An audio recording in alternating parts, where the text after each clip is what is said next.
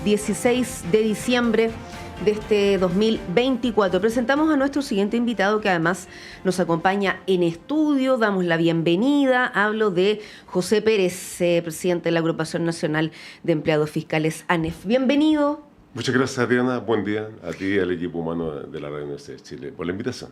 Sí, y aparte que, bueno, habíamos estado abordando en los últimos días lo que fue la tratativa, las conversaciones, por ejemplo, en el ámbito de este reajuste salarial, y que además como, bueno, hecho concreto, entiendo que hoy se revisa en la Comisión de Hacienda del Senado, pero quizás recordemos un poquito lo que fue el proceso y a qué nos lleva hoy en esta instancia del Senado, antes de pasar en otros temas que yo sé que están siendo bien polémicos en los últimos días respecto de Contraloría, e incluso creo que fue parte de las conversaciones también una suerte de proyecto respecto de temas laborales, pero comencemos quizás con la mirada actual de en qué momento se encuentra este reajuste. Próximo, bueno, la ley de reajuste general para el sector público, ese es el nombre, el titular, tiene la tramitación legislativa que se conoce y que no a veces pasa por una etapa primero en la Cámara de Diputados y Diputadas, y eso se finalizó la semana pasada. Así es. Y posteriormente entra al Senado a su tramitación. Y se adelantó preliminarmente el miércoles pasado en la sesión de la Comisión de Hacienda del Senado. Ahí está el presidente de la Comisión, Felipe Kast, quien, digamos, escuchó al gobierno y después escuchó la voz de las organizaciones sindicales, representadas por nuestro presidente David Acuña Villahuayque, presidente de la CUT, y el coordinador de la mesa, Carlos Insunza Rojas. Y también me invitaron, pero uno hace el pase para que efectivamente se aproveche el tiempo. Y hoy día, como tú señalabas, a las 10 de la mañana, hasta las 14:30, 10:30, 14:30, nuevamente la Comisión de Hacienda está convocada para ver en su conjunto y algunas indicaciones que el gobierno estaría presentando hoy lunes en Santiago, aquí en el Congreso Nacional. Ya tenemos conocimiento de que va a haber un tercer trámite legislativo, porque al ingresar indicación del Ejecutivo, eso altera el proceso natural de ambas corporaciones, el Cámara de Diputados y el Senado. Por lo tanto, va a haber un espacio. Esperamos que igual, con todos los ritmos parlamentarios que no dependen de nosotros y nosotros, los trabajadores, sea esto ya finalizado su tramitación el miércoles. Esa es la expectativa que tenemos, el miércoles de esta semana. Recordemos quizás los números, de qué reajuste estamos hablando, además lo que incluye respecto a otros beneficios de lo que fue esta discusión, ¿no?, que se hace cada cierre de año y que tiene que ver con el reajuste del sector público. Sí, es una negociación de carácter ramal, aprovechando la coyuntura que estamos hoy día también desde la CUT levantando la negociación ramal o multinivel, esta donde aglutina a 16 organizaciones, están todas las que se conocen, dentro está de profesores y profesoras, municipales, de la educación, todas las gremios de la salud, la mayoría, y también la ANEF. Entonces, partimos nosotros, primero las sindicalistas, conversando desde marzo, abril, siempre, para construir el pliego y ponernos de acuerdo en estos dos pilares que tiene esta hoy día próxima ley, que son los pilares económicos y laborales. En lo económico, lo que acordamos con el Ejecutivo fue un 4,9 nominal, que es el reajuste que logramos y acordamos, porque firmamos y suscribimos todos los gremios, menos uno, que tengo un compañero de la salud, y ese 4,9, entendiendo también la realidad, porque conocemos el funcionamiento del Estado, se descompone un 3% hoy día en diciembre, un 1,2% en enero y un 0,7% en junio. Claro. Y ahí hay una diferencia, un 0,64, pero es un cálculo un poco más algebraico, pero en la práctica hoy día tenemos concreto un 0,7 real de reajuste sobre, digamos, el poder adquisitivo, que es un principio que nosotros cuidamos también en materia económica.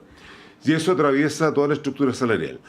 Y hay un factor determinante también en lo que es salarial, que todos los bonos nos pusimos de acuerdo, y el gobierno también en su propuesta, que lo aceptamos, fue que todos los bonos de una vez por todas quedaran permanentes. Es decir, ya no es parte de incluirlo en el pliego, sino que van a ser reajustados conforme a lo que logremos en las negociaciones de este nivel. Entonces es una ventaja también, para efecto de que no estemos ahí constantemente en la Navidad, bonos de feriado, fiestas patrias, bienestar. Eso ya queda incorporado en el paquete permanente. Entonces eso es el lado económico. Y en materia laboral, hay 8 temas que son transversales para todos nuestros sectores. Por ejemplo, reducción de la jornada laboral a 40 horas, está el teletrabajo en el Estado, está una materia que viene ya hace muchos años, que es una conquista sindical que se denomina incentivo al retiro. Hoy día es permanente, lo logramos acordar de manera permanente, eso quedó para siempre en el Estado, para todos los sectores, las 9 leyes que tenemos. Todo lo que es salud mental, todo lo que tiene que ver con las brechas salariales con perspectiva de género, el trabajo decente, que es un concepto que hemos incluido también en la negociación para colocar los elementos que, bueno, un punto que también está abordado es la precariedad en el Estado, muchos honorarios, muchos contratos, entonces tenemos que forzar, y en esta negociación también pusimos el énfasis en la confianza legítima, con el dictamen que tomamos conocimiento el 6 de noviembre, donde la Contralora, para nuestro entender, es un retroceso, incluso un abandono de sus deberes, porque lo que tenga que hacer la Contraloría con estos pronunciamientos adquieren un peso importante para la gestión pública y sobre todo proteger la fuente laboral. Quiero aprovechar de abordar eso, que de repente los minutos pasan rápido.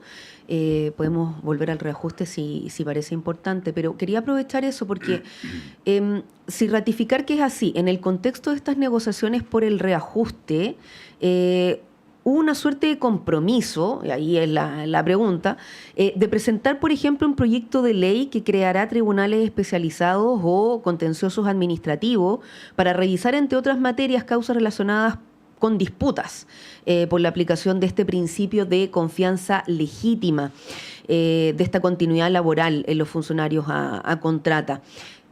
¿Estuvo presente ese compromiso? ¿Fue así? ¿Cómo ven ustedes esa alternativa? Sí, nosotros levantamos en el pliego, con el énfasis que señalé, la defensa del empleo.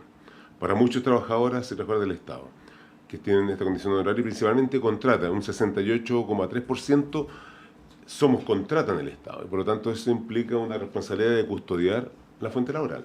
Dicho eso, nosotros planteamos al gobierno la necesidad de legislar en virtud de este dictamen que nos deja y nos cierra las puertas. Antes, en 2016, hemos logrado un dictamen con el ex Contralor General Jorge Bermúdez Soto para, bueno, tener la posibilidad de recurrir frente a un despido arbitrario e ilegal. Ese es el fondo. No es que queramos quedarnos, ¿cierto?, que inamovilidad, que algunas veces nos dice, sino que es tener el derecho a que la Contraloría como órgano rector pudiera también ponderar si tenía méritos suficientes una no renovación de contrata. Hoy día nos cerrar las puertas y nos manda al Poder Judicial. Y ahí efectivamente está en 5 años, pero ya tú estás sin trabajo, tienes que contratar abogados, el sindicato tiene que acompañar y la persona está en la calle. Entonces, por lo tanto, y además hay dos elementos que siempre uno los recuerda: cuando nos despiden, nosotros no tenemos derecho a indemnización en el Estado. Y cuando estamos cesantes, tampoco tenemos el seguro de cesantía. Entonces, es una fragilidad que nosotros entendemos que hay que custodiar. Cuestión que nosotros nos llevó a plantear al gobierno, legislar frente a la confianza legítima. El gobierno que nos propuso lo que tú señalas. Mira, legislar sería ir contra el dictamen, nos va a enredar, qué sé yo. Yo creo que, bueno, es su opinión. Sin embargo, nos sorprendió, hay que decirlo, y no les obliga, que pone este tema, digamos, en ingresar un proyecto de ley en marzo de 2025 que cree esta judicatura especialmente para lo público, no solamente para los despidos arbitrarios, sino para todos los conflictos del sector público que ocurren en países modernos, que se tienen los tribunales en lo contencioso y lo administrativo, que es efectivamente abordar materias del ámbito de la administración pública, lo que nos parece importante y por supuesto que lo saludamos. Sin embargo, coincidió que en la Comisión de Trabajo y Previsión Social de la Cámara de Diputados y Diputadas, por iniciativa de diputados, tanto el diputado que preside Luis Cuello, como Leonardo Soto, Santana, incluso también Alberto Undurraga, promovieron una iniciativa desde el propio ejercicio parlamentario en esta línea que nosotros señalamos que el gobierno pudiera aprovechar la oportunidad para legislar la confianza legítima. Esperar en la transformación más estructural, sabemos que los proyectos de ley pueden ingresarse y pasar mucho tiempo. Entonces, el gobierno también señaló que podía colocar un énfasis que en esta línea que hay voluntad política parlamentaria, incluso fue aprobada transversalmente esta iniciativa parlamentaria. Entonces, estamos con una oportunidad interesante y si el proceso legislativo se demora con este proyecto más estructural en lo contencioso administrativo, bueno, esperamos que el gobierno también pueda anticiparse y legislar derechamente. Sí, yo creo que es una oportunidad para que no estemos dependiendo de estos factores que a veces nos golpeó, como este dictamen de la Contralora actual, Dorothy Pérez Gutiérrez, que solo hace no reconocer el funcionamiento de quienes ejercemos la función pública, ejecutamos las políticas públicas y que tenemos condición precaria. Entonces ahí creo que tenemos una oportunidad e insistimos también ante el Ejecutivo que esto sea materia de ley, tanto lo estructural como la oportunidad que está en esta Comisión de Trabajo y Previsión Social de la Cámara de Diputados y Diputadas. Porque esto en el fondo también es parte de lo que ha provocado en este debate lo que fue esta postura de la actual Contralora. ¿Qué otros alcances ustedes han ido observando también que esto puede provocar y que si efectivamente podría haber una discusión rápida ante iniciativas como esta legislativa, porque sabemos el próximo año es electoral, hay distintas variables que se van jugando en el escenario? El año 2010, para recordar, el primer gobierno del presidente Piñera despidió a 11.000 personas de nuestro sector. Solo por pensar que pensábamos distinto, es decir, era la primera vez que se quedaba un gobierno de derecha empresarial a cargo de la conducción de un gobierno y despidió el día viernes a las 4 de la tarde a 11.000 personas. Entonces nosotros sabemos qué es lo que significa el flagelo cuando un gobierno pretende instrumentalizar esta figura contractual, contrata, que es precaria, junto con los contratos honorarios, como dije. Entonces, pues nosotros hoy día tenemos en el horizonte esta posibilidad de que superar este dictamen negativo, porque es así, es claramente, incluso decimos con mucho respeto, pero mucha claridad y fuerza, que es un abandono de deberes, porque la Contralora lo que tiene que hacer es orientar a la gestión pública aquellos elementos que son proactivos y sobre todo que establecen y custodiar, porque esto incluso golpea la memoria del sector público. Quienes sabemos y conocemos los servicios somos las y los funcionarios públicos.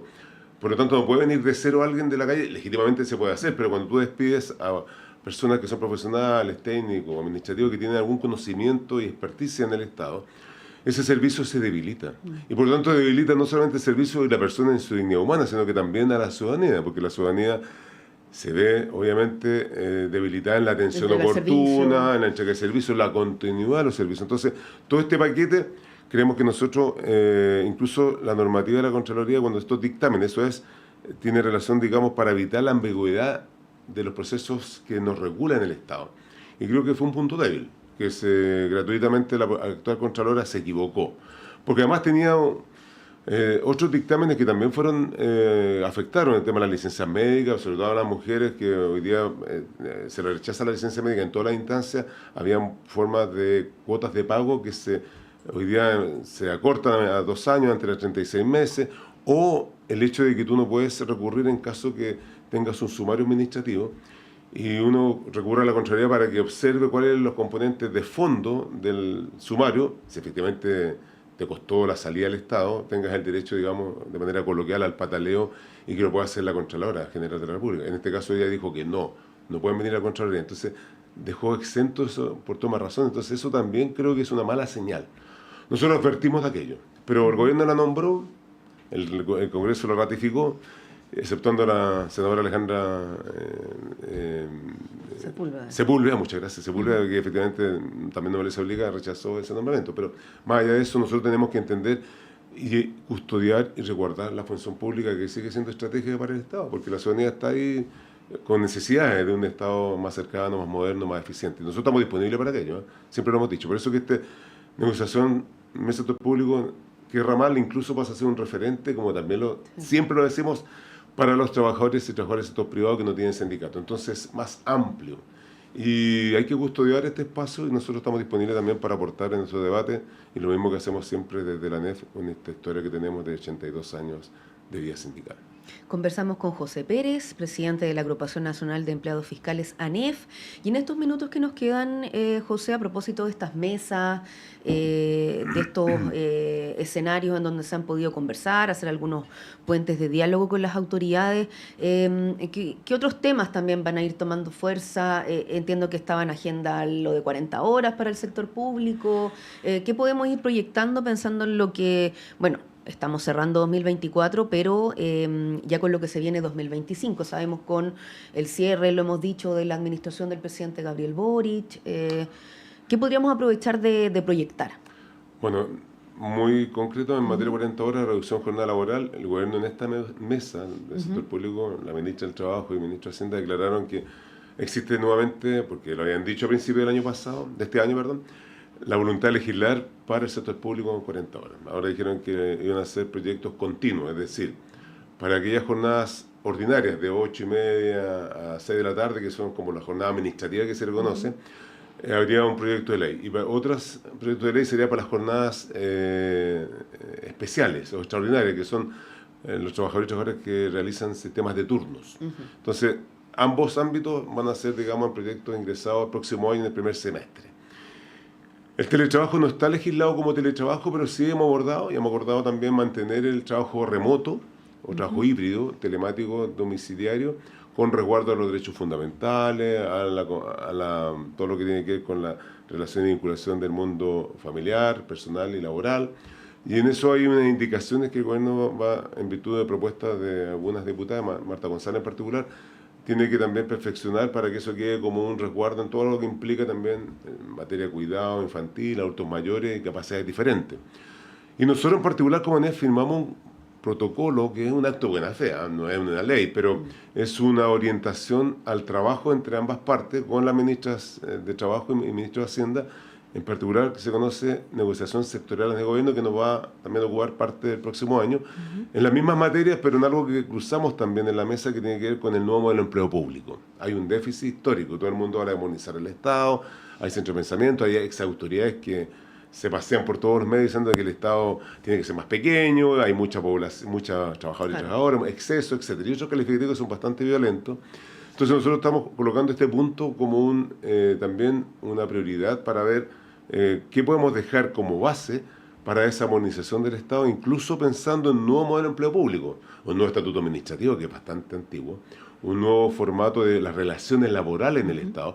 Y como pasa en los países, ya que estamos en la OCDE, ¿cierto? Los 38 países, bueno, ahí los estándares son que las personas que trabajamos para el Estado de Chile, y no para el gobierno de turno, deben tener cierta permanencia, por lo tanto, tener un trabajo decente que implica ingreso, desarrollo, contrato formal, remuneración justa, con derecho a negociación, derecho a la huelga y el respeto a todos los convenios internacionales. Eso todo engloba en trabajo decente. Por lo tanto, tenemos que dar el ejemplo y somos referentes del Estado. Así que esa demanda y esas prioridades tenemos la orientación a la tarea a contar ya desde septiembre, y desde antes también, pero hoy día con mesas regulares, sobre todo con estos dos referentes contrapartes en el Ministerio del Trabajo y en el Ministerio de Hacienda. Y así que y en enero tenemos nuestra asamblea general, digamos, ordinaria, que ya tenemos que tomar definiciones para la ANEF en este caso particular, donde ponemos estos puntos en debate. Recogemos también ante 450 dirigentes de afiliados nuestros, que somos casi más de 90.000 afiliados y afiliadas, y eso le da también un marco a la orientación político-sindical de los próximos 3 años, porque tenemos que también acordar y ratificar la fecha del próximo proceso electoral de la ANEF, que nuestro proceso termina el 27 de mayo y tenemos que anticiparnos, según nuestro estatuto, también dentro del marco de lo que implica el futuro de lo que nos viene. Responsablemente tenemos que también tener eso en el radar sindical. Esta mañana hemos conversado con el presidente de la Agrupación Nacional de Empleados Fiscales ANEF, José Pérez, acá en los estudios de la radio a propósito de estos distintos temas en proceso, como es el reajuste más allá de los diálogos, pero tiene que pasar por el trámite legislativo, así que estamos en ese seguimiento y bueno, además de otras materias que han estado provocando algunas incertidumbres, así que hemos escuchado en este caso la postura de la ANEF. José, como siempre, muchas gracias. Para mí también, Diana, un privilegio estar acá mismo in situ. Y reconocemos a Radio Universidad de Chile muy cercana a los trabajadores y trabajadoras públicos, en particular también el cariño especial de nuestra confederación, la ANEFA. Gracias por la invitación. Y también a Tania González, que es productora, que hace los nexos necesarios también porque estemos acá. Así es, y cuando son 5 minutos para las 10 de la mañana también agradecemos a quienes nos han seguido, su sintonía en esta mañana de lunes, desearles una buena jornada, un buen inicio de semana, también al equipo, a Francisco, a Jaime, ya mencionábamos a Tania en la producción. Cerramos esta primera edición de Radioanálisis, pero no se separe. Semáforo a continuación. Antonella además está algunos días fuera, así que Tania los acompañará acá en estudio en la conducción de este semáforo. Y por supuesto, actualización informativa en radio.uchile.cl y todo el contenido a disposición de Uchile TV. Que tengan una buena mañana y en mi caso nos reencontramos a las 13 horas en la segunda edición de Radio Análisis.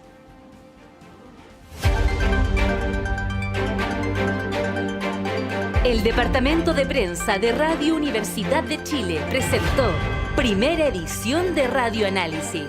Lo más relevante de cada jornada informativa, con noticias, comentarios, análisis y entrevistas, en una transmisión en línea con las radios que piensan.